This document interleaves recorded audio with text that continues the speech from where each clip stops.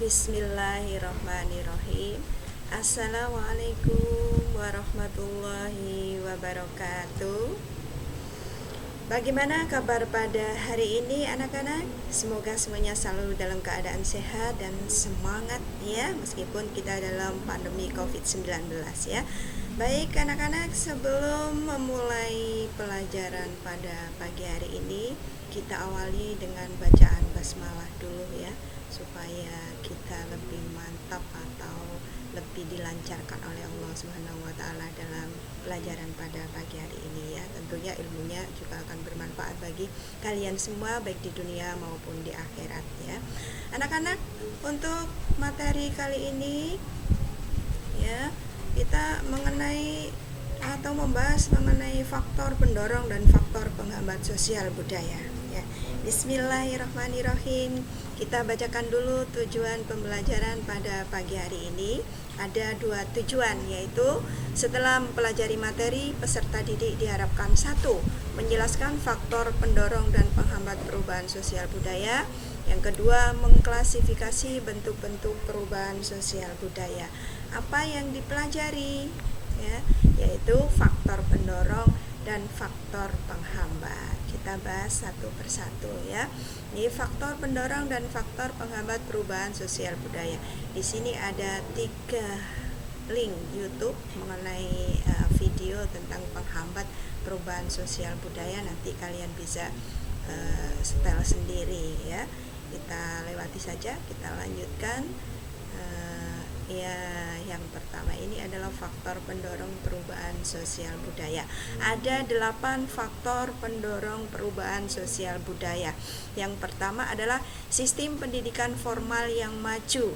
Suatu negara kalau sistem pendidikannya maju, otomatis negara tersebut akan maju ya. Kemudian yang kedua adalah toleransi terhadap perilaku manusia. Yang ketiga, sistem lapisan sosial terbuka. Yang keempat, orientasi pada masa depan. Yang kelima, ketidakpuasan masyarakat terhadap bidang lain. Yang keenam, sikap menghargai hasil karya seseorang. Yang ketujuh, penduduk yang heterogen. Dan yang kedelapan adalah kontak dengan budaya lain ya. Jadi faktor perubahan sosial budaya itu ada 8 faktor ya. Selanjutnya adalah faktor penghambat perubahan sosial budaya. Ini juga ada 8 faktor ya. Yang pertama yaitu perkembangan ilmu pengetahuan yang terlambat. Kalau negara atau suatu negara itu tingkat pendidikannya rendah, otomatis negara tersebut juga sulit untuk berkembang ya. Yang kedua adalah sikap tradisional masyarakat. Nah, ini biasanya masyarakat yang ada di pedalaman ya, masih kolot ya. Kemudian yang ketiga adalah kehidupan masyarakat terasing.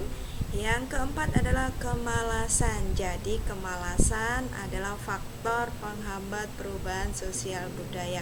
Makanya kalian jangan malas-malas, karena kemalasan adalah salah satu penyebab penghambat perubahan sosial budaya ya.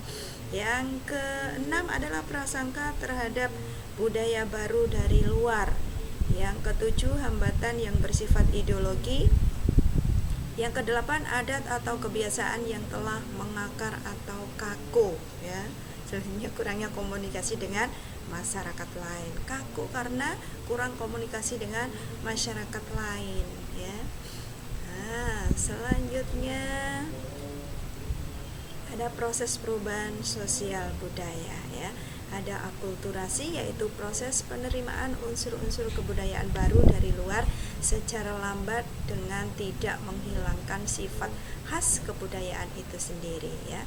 Ada asimilasi, yaitu proses peleburan dua budaya atau lebih yang berbeda menjadi satu kebudayaan baru milik bersama. Yang ketiga ada difusi, yaitu proses terjadinya penyebaran unsur kebudayaan seperti gagasan, keyakinan, hasil kebudayaan atau ideologi dari individu ke individu lain dan dari masyarakat ke masyarakat lain. Paham ya? Sekarang bentuk perubahan sosial budaya. Ini berdasarkan prosesnya, ada perubahan yang direncanakan. Ini kemarin pada pertemuan sebelumnya sudah kita bahas, namun kita sekarang lebih luas lagi membahasnya ya. Saya ulangi lagi, berdasarkan prosesnya perubahan yang direncanakan, ada perubahan yang tidak direncanakan. Contohnya kemarin perubahan yang direncanakan adalah pembangunan jalan raya, ya ini memang direncanakan dan di-planning untuk masa yang akan datang karena berorientasi pada masyarakat luas, ya. Kemudian perubahan yang tidak direncanakan ini memang benar-benar tidak direncanakan dan manusia tidak bisa memprediksinya, ya, yaitu bencana alam. Nah, yang kedua berdasarkan waktunya, yaitu perubahan lambat atau evolusi. Yang kedua adalah perubahan cepat atau revolusi. Perubahan lambat ini memang perubahan yang benar-benar lambat sekali. Contohnya petani menanam padi, ya. Dari dulu ya tekniknya begitu. Adapun perubahan yang sangat kecil sekali, yaitu kalau dulu membajak sawah menggunakan kerbau, tapi sekarang tidak menggunakan kerbau atau sapi lagi, menggunakan traktor. Perubahannya hanya kecil sekali, ya. Perubahan cepat, revolusi, contohnya revolusi industri yang terjadi di Perancis maupun Inggris, ya. Dulunya kerajaannya atau pemerintahnya berupa kerajaan-kerajaan, sekarang sudah jadi republik, ya.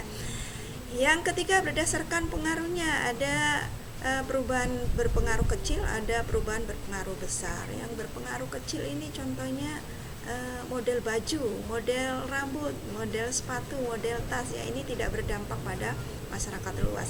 Sedangkan perubahan besar ini contohnya adalah pembangunan jalan raya, pembangunan pasar, ya, pembangunan tempat wisata dan lain-lain. Ini merupakan perubahan yang sangat besar, ya, bagi masyarakat luas.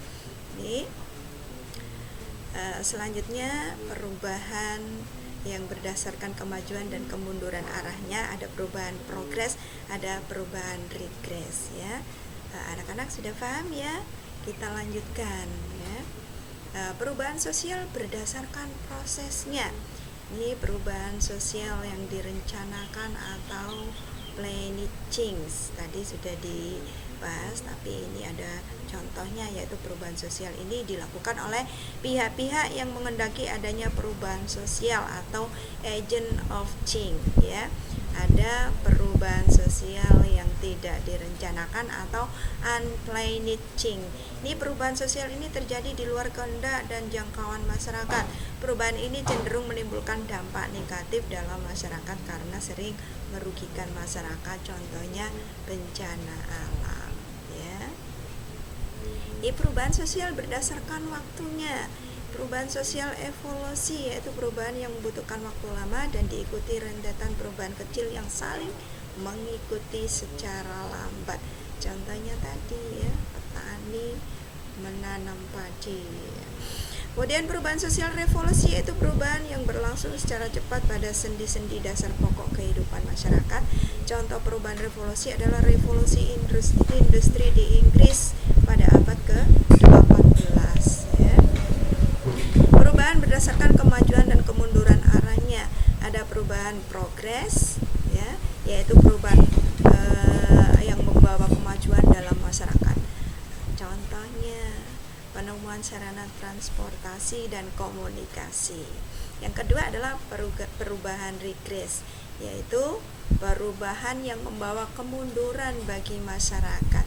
Contohnya apa? Ada yang tahu? Contohnya adalah peristiwa bencana alam. Ini perubahan sosial berdasarkan pengaruhnya. Ada perubahan sosial kecil, ya. Ini contohnya perubahan model baju, model tas, model sepatu, dan lain sebagainya. Ada perubahan sosial besar, contohnya penemuan alat komunikasi, ya. Demikian tadi anak-anak untuk pertemuan kali ini. Ada tugas daring ke-10, ya. Ada 3 tugas kali ini. Kalian bisa menyebutkan faktor pendorong terjadinya perubahan sosial budaya. Kalian harus bisa menyebutkan 5 faktor penghambat terjadinya perubahan sosial budaya.